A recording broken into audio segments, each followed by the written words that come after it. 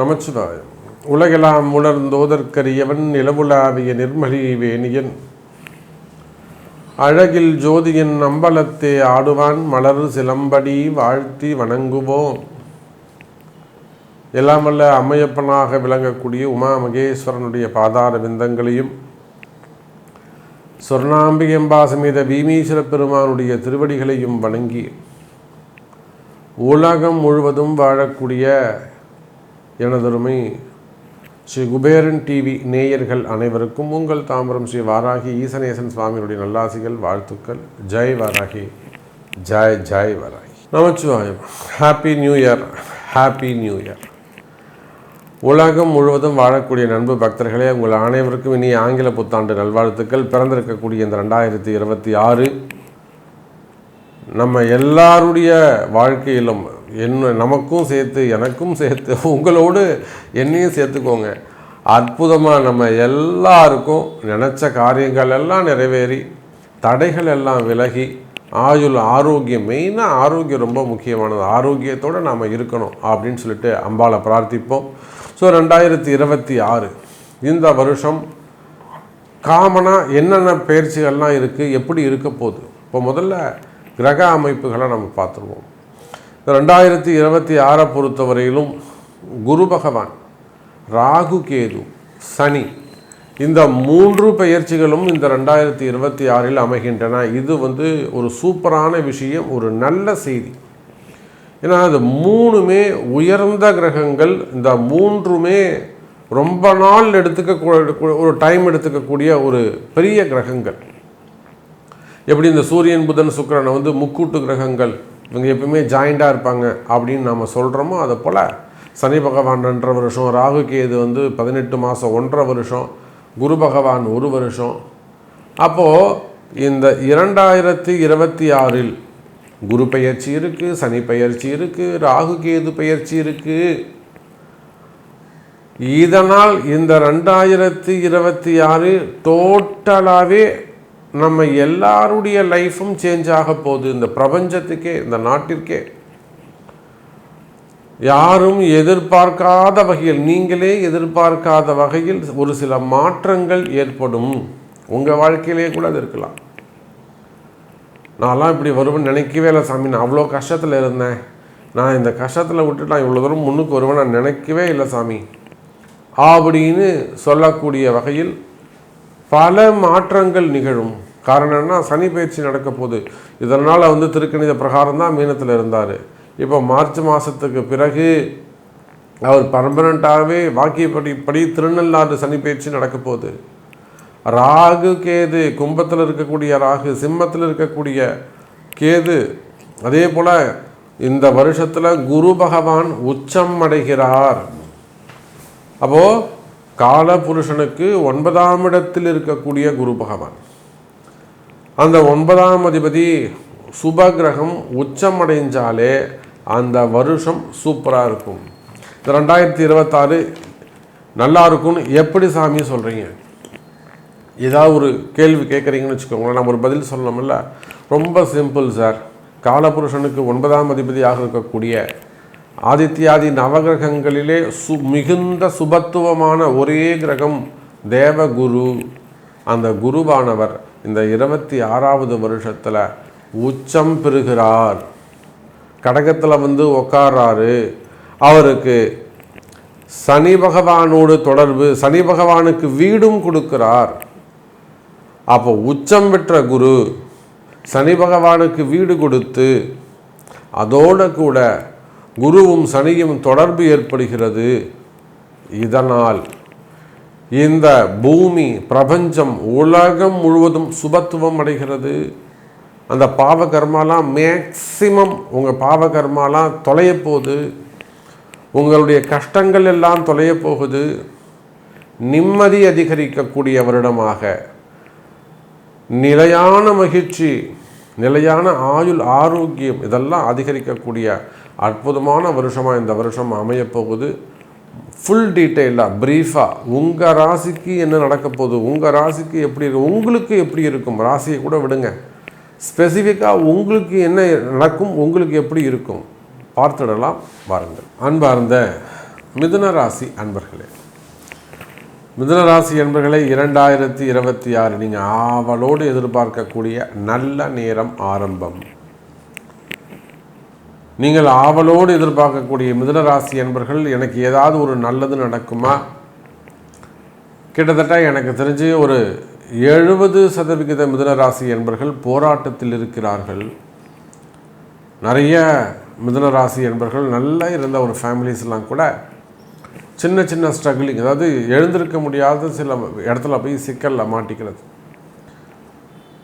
நல்ல குடும்பமாக இருந்திருக்கும், சிறப்பாக வாழ்ந்திருப்பாங்க, ஓஹோன்னு இருந்திருப்பாங்க. ஏழ்மையான சூழ்நிலையிலும் வறுமையான சூழ்நிலையிலும் கலர்ஃபுல்லாக ஹாப்பியாக வாழ்ந்திருப்பாங்க, நிம்மதி இருந்திருக்கும். ஆனால் கடுமையான கால சூழ்நிலை ஏற்பட்டு எல்லாமே வாழ்க்கை தலைகீழாக மாறி இருக்கும். ஒரு ஹெல்த்தாக இருக்கலாம், கடன் சுமைகளாக இருக்கலாம், அல்லது சிறு சிறு விபத்துக்களாக இருக்கலாம், இல்லை வேலை வாய்ப்புகளாக இருக்கலாம், அல்லது தொழில் ஏமாற்றங்களாக இருக்கலாம், இல்லை வேறு ஏதேனும் குடும்ப ஏமாற்றங்களாக இருக்கலாம். செதஞ்சு போயிருக்கும், உடஞ்சி போயிருப்பாங்க. அப்போ அந்த மாதிரி எல்லாம் ஏதேனும் கஷ்டங்களில் இருந்து மிக கடுமையான சூழ்நிலையில் இருந்து வரக்கூடிய மிதுன ராசி என்பர்களே, நமக்கு ஏதாவது ஒரு நல்லது நடக்குமா, நமக்கு ஏதாவது ஒரு நிம்மதி பிறக்குமா, அல்லது நமக்கு ஏதாவது ஒரு வழி பிறக்குமா, நம்ம குடும்பம் ஒரு முன்னுக்கு கொண்டு வர முடியுமா, நமக்கு நிலையான ஸ்டேஜில் நம்ம இருப்போமா, நாமளும் ஒரு நல்ல எதிர்காலத்தை அமைச்சிக்க முடியுமான்று எதிர்பார்ப்போடு ஆவலோடு காத்திருக்கக்கூடிய மிதுன ராசி என்பர்களே, நீங்கள் எதிர்பார்த்த நல்ல நேரம் 2026. கவலை வேண்டாம் மிதுன ராசி என்பர்களே, நீங்கள் நினைத்த காரியம் நடக்கும். நீங்கள் எதிர்பார்த்த சில விஷயங்கள் நடக்கக்கூடிய அற்புதமான வருஷம் 2026. காரணம் என்னன்னு கேட்டிங்கன்னா, இது நாள் வரையில் ராசியில் இருந்து வந்த குரு பகவான் 2ஆம் இடத்திற்கு சென்று உச்சம் பெறுகிறார். அவர் தாங்க 7-10 பாவியாக இருந்தாலும், நீங்கள் மிதுன ராசியாக இருந்தாலும், மிதுன லக்னமாக இருந்தாலும், குரு உங்களுக்கு பாதகாதிபதி. சார், பாதகாதிபதி பாதக ஸ்தானத்திலே ஸ்தான பலம் பெறுவது எப்படி மிதுன ராசிக்கு சிறப்பாக இருக்கும்? அப்போ இத்தனை நாளாக மிதுன ராசி என்பர்களே, இந்த ரகசியம் தெரியாமல் போச்சே சாமி. நாங்களும் எவ்வளோ ஜோசியரை பார்த்துட்டோம், எவ்வளோ யூடியூப் பார்த்துட்டோம், எங்களுக்கு யாருமே இந்த சூட்சமத்தை சொல்லி ரகசியத்தை சொல்லி கொடுக்கலையே. அப்படின்னா நாங்கள் ஒரு குரு வழிபாட்டை செஞ்சுருப்போமே, சித்தர் வழிபாடுகளை கையில் எடுத்திருப்போமே, இல்லை ஆலய வழிபாடுகளை செய்திருப்போமே, இல்லை யானைக்கிட்ட போய் ஒரு ஆசீர்வாதம் வாங்கிட்டு வந்திருப்போமே. அப்போது இத்தனை நாள் இந்த பாதகாதிபதி கர்மஸ்தான அதிபதி 7-10 குரு பகவான் மிதுன ராசியிலே அமைந்திருந்தார். ஸ்தான பலம் பெற்று வலுவான சூழ்நிலையில் இருந்தார். கேந்திர ஸ்தானத்தில் போய் உட்காந்துருந்தார். அதனால தான் மிதுன ராசி அன்பர்களுக்கு அப்படி கல்லில் கட்டி கடலில் போட்ட கதையா, கல்லை கட்டி கடலில் போட்ட கதையா, இல்லை கிணத்துல போட்ட கதையாக வச்சுக்கோங்க, இல்லை ஏரியில் போட்டாங்க, குளத்தில் போட்டாங்க. நீரில் மிதக்கின்றதை போல நிலையாக ஒரு கஷ்டத்தில் இருந்து நீந்தி கரையேற முடியாத வகையில் ஒரே கஷ்டம் நிலையானதாக இருக்கும், ஒரே கஷ்டம் நிலையானதாக இருக்கும். அந்த மாதிரி நிலையான கஷ்டங்களிலிருந்து வெளிவர முடியாத கஷ்டப்பட்ட மிதுன ராசி அன்பர்களே, அந்த பிரச்சனையும் முடிவுக்கு வருது. இந்த மாதம், இந்த 2026 குரு பெயர்ச்சி நடந்துடுச்சுனாக்கா, குரு பகவான் உச்சம் பெற்றார் என்று சொன்னால், அதை விட உங்களுக்கு ஒரு சூப்பரான யோகம், நல்ல அற்புதமான யோகமான காலம் வேறு எதுவும் இல்லை. அதை விட ஒரு யோகமான கால நேரம் உங்களுக்கு வேறு எதுவும் இல்லை. ஸோ மிதுன ராசி என்பர்களை 2026 உங்களுக்கு அற்புதமாக அமையப்போகுது. குறிப்பாக உங்கள் வாழ்க்கையில் ஏற்பட்டிருக்கக்கூடிய தடைகள், திடீர்னு ஏற்பட்ட சிறு சிறு விபத்துக்கள், ஆக்சிடெண்ட்டு, விபத்துக்கள்னால் வண்டி வாகனத்தில் வந்தது மட்டுமல்ல, வாழ்க்கையில் ஏற்பட்ட விபத்துக்கள், புரியுதுங்களா? அது பஞ்சபூதங்களால் இருக்கலாம், ஃபயர் ஆக்சிடெண்ட்டாக இருக்கலாம், ஈபியாக இருக்கலாம், சம்திங் ஏதோ ஒரு விபத்துக்கள், எதிர்பாராத ஆயுள் ஆரோக்கியமாக இருக்கலாம், ஆப்ரேஷனாக இருக்கலாம், பிரிவுகளாக இருக்கலாம், சேர்க்கையாக இருக்கலாம். திடீர்னு ஒருத்தன் ஜாயின் பண்ணான் சாமி, அவன் தான் எனக்கு காலி பண்ணிட்டு போயிட்டான். அப்போ உங்கள் தொழிலாக யாருன்னே தெரியல சாமி, ஒருத்தர் எனக்கு அறிமுகமானாங்க, நீங்கள் இதை செய்யுங்க, இதை இன்வெஸ்ட் பண்ணுங்கன்னு சொன்னாங்க. நான் செஞ்ச சாமி மொத்தமும் ஏமாற்றிட்டு போயிட்டேன், ஆளை காணும், ஃபோனை பண்ணோம், 3 மாதம் காசு கொடுத்தா அப்புறம் ஆளே இல்லை. இது எல்லாமே விபத்துக்கள் தான். அப்போ இந்த மாதிரி உங்கள் வாழ்க்கையில் ஏதேனும் ஒரு வகையில் நீங்கள் வேலை செய்கிறவங்களாக இருக்கலாம், தொழில் செய்கிறவங்களாக இருக்கலாம், பிஸ்னஸ் சென்டராக இருக்கலாம், உள்நாடுகளாக இருக்கலாம், வெளிநாடுகளாக இருக்கலாம், விசா சம்பந்தப்பட்ட பிரச்சனைகளாக இருக்கலாம், என்கொயரியாக இருக்கலாம், அல்லது டிபார்ட்மெண்ட் வைஸ் நடக்கக்கூடிய என்கொயரிகளாக இருக்கலாம், கடைகள் தொழில் நிறுவனங்களாக இருக்கலாம், ஐடி செக்டராக இருக்கலாம், ஸ்டார்ட் அப் பிஸ்னஸாக இருக்கலாம், ஐடி பிஸ்னஸாக இருக்கலாம், அல்லது ரெண்டல் பிஸ்னஸ், கடையெல்லாம் வாடகைக்கு வருது, அந்த மாதிரி ரெண்டல் பிஸ்னஸாக இருக்கலாம், திரையரங்குகள், திருமண மண்டபங்கள், ஆர்கிடெக்டாக இருக்கலாம், கலைத்துறையை சார்ந்தவர்கள், சினிமா துறையை சார்ந்தவர்கள், விளையாட்டுத்துறையை சார்ந்தவர்கள், அதே போல் ஆசிரியர் பெருமக்கள், கம்யூனிகேஷன்ஸ், பொது வாழ்க்கையில் ஈடுபட்டு இருக்கக்கூடியவர்கள், குறிப்பாக அரசியல் நண்பர்கள், அரசியல் தலைவர்கள், முதல் நிலையில் இருக்க மிதுன ராசியில் அற்புதமான இன்னைக்கு எதிர்கட்சியில் அற்புதமான முதல்நிலை தலைவராக இருக்கிறாங்க மிதுன ராசியில். அப்போ அரசியல் நண்பர்கள், அதே போல் சினிமா துறையை சார்ந்தவர்கள், ஆன்மீகத்துறையை சார்ந்தவர்கள், ரியல் எஸ்டேட்டு மற்றும் மீடியா துறையில் சார்ந்தவங்க, மீடியா துறையில் இருக்கக்கூடியவர்கள், அப்போ தொழில் நிறுவனங்கள் சார்ந்த பிரச்சனைகள், அங்கமங்காளிங்க பிரச்சனை, இடப்பிரச்சனைகள், இதை போல் நீங்கள் எந்த தொழில்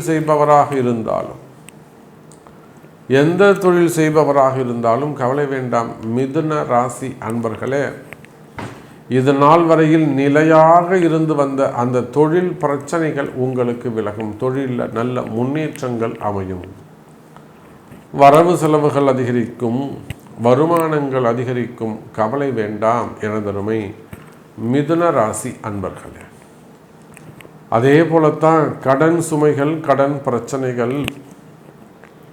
கடன் சுமைகள் குறையும். மெயினாக என்னால் வட்டி கட்ட முடியல சாமி, இன்ட்ரெஸ்ட் கட்ட முடியல, என்னால் டியூ கட்ட முடியல,